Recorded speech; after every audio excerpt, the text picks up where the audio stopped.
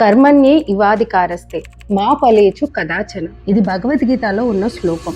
దీని అర్థం ఏంటంటే మనం మన పని మీద దృష్టి పెట్టాలి, వచ్చే ఫలితాల గురించి అతిగా ఆలోచించకూడదు. చాలా సార్లు మన లైఫ్ లో మన కోరికలు నిజం కావట్లేదనేసి మనం ఒక టెన్షన్, డిప్రెషన్, ఎలా ఈ కోరికను నిజం చేసుకోవాలి అన్న ఒక వరీడ్ స్టేట్ కి వెళ్ళిపోతాం. ఈ టైంలో మన బాడీలో అడ్రినాలిన్ అనే ఒక హార్మోన్ ప్రొడ్యూస్ అవుతుంది.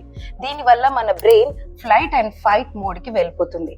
అంటే ఏంటి, మీ కళ్ళెదురుగా ఉన్నా మీకు అవకాశాలు కనపడవు, going in to a tunnel vision and also losing the clarity. So అందుకే డిటాచ్మెంట్ అవసరం.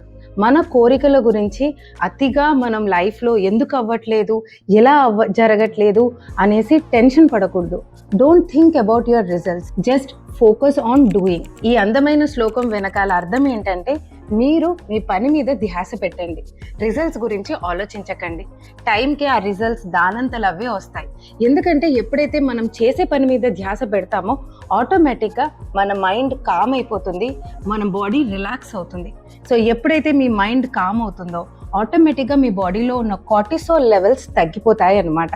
సో ఈ అందమైన శ్లోకం వెనకాల ఎంత అర్థం ఉంది, దీని వెనకాల సైన్స్ ఏంటో తెలుసుకున్నారు కదా. So follow detachment. మీరు ఈ కామెంట్ సెక్షన్ నచ్చితే గనక కింద కామెంట్ సెక్షన్లో డిటాచ్మెంట్ అని టైప్ చేయండి. See you all with more content.